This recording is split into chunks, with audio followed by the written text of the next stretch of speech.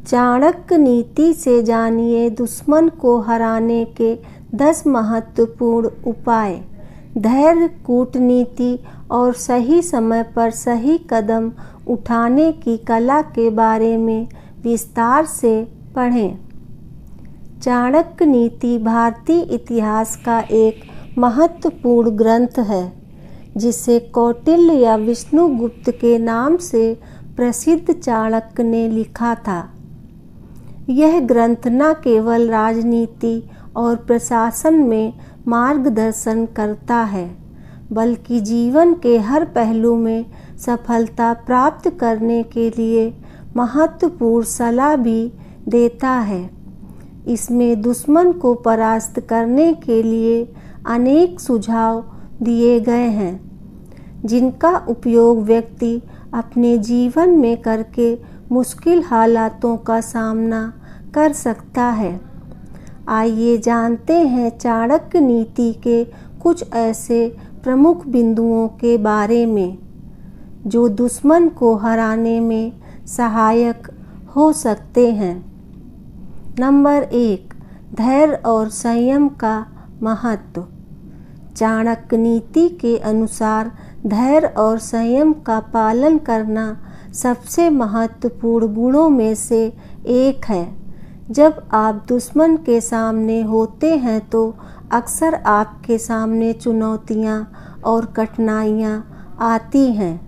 इन परिस्थितियों में धैर्य और संयम बनाए रखना आपको सही समय पर सही निर्णय लेने में मदद करता है।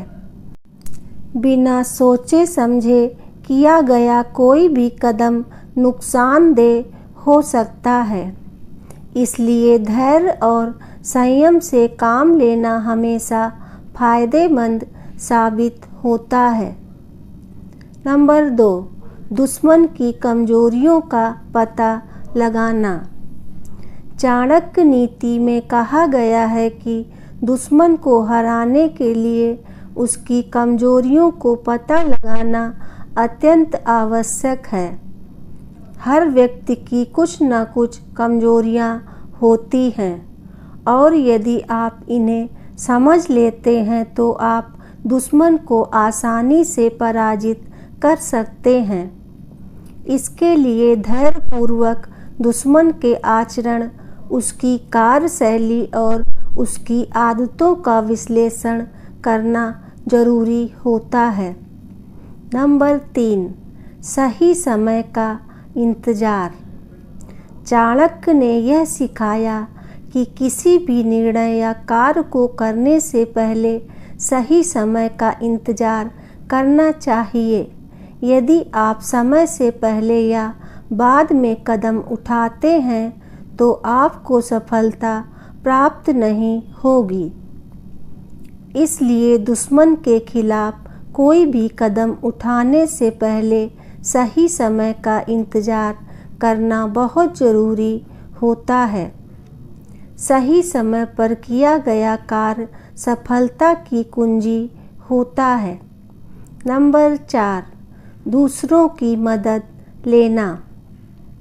चाणक्य नीति में यह स्पष्ट रूप से बताया गया है कि कभी कभी दूसरों की मदद लेना भी आवश्यक होता है।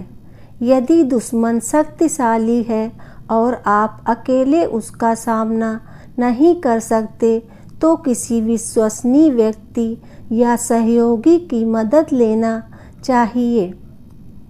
इससे न केवल आपकी शक्ति बढ़ेगी बल्कि दुश्मन को हराने की आपकी संभावनाएं भी बढ़ेंगी। नंबर 5, कूटनीति का उपयोग। चाणक्य नीति में कूटनीति को अत्यधिक महत्व दिया गया है। यदि आप सीधे युद्ध में दुश्मन को परास्त नहीं कर सकते तो कूटनीतिक तरीकों का सहारा लें।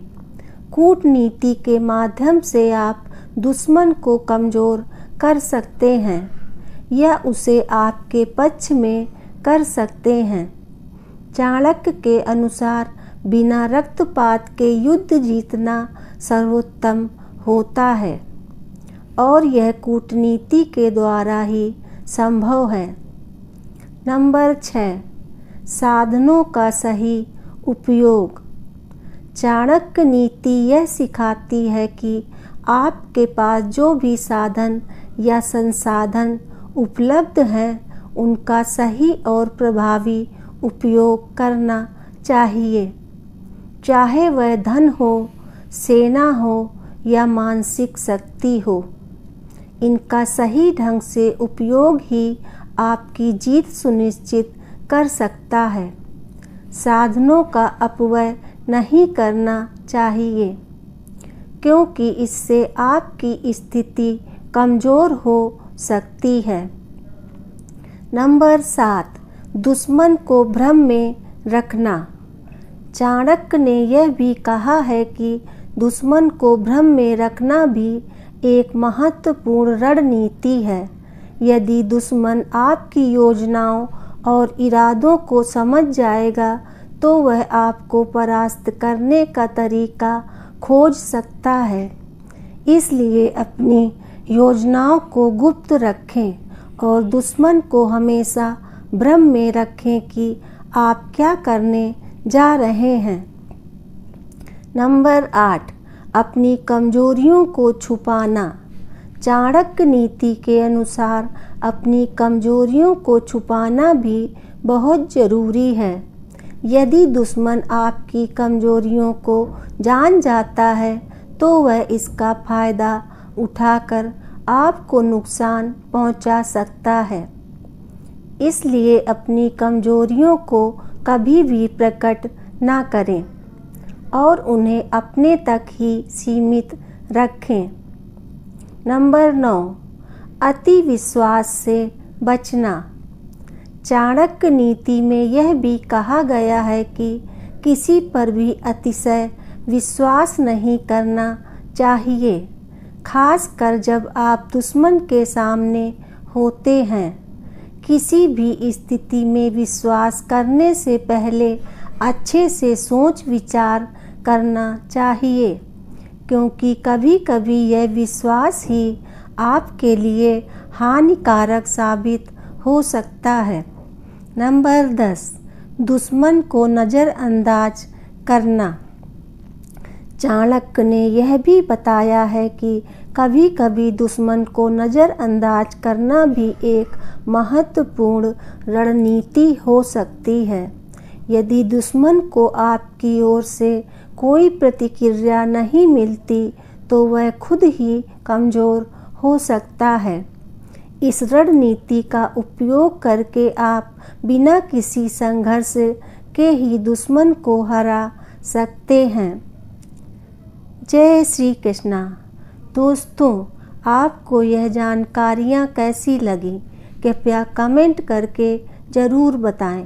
वीडियो पसंद आया हो तो लाइक करें और आगे की ऐसी ही कथा कहानियाँ एवं जानकारियों को जानने के लिए चैनल को सब्सक्राइब अवश्य करें। धन्यवाद।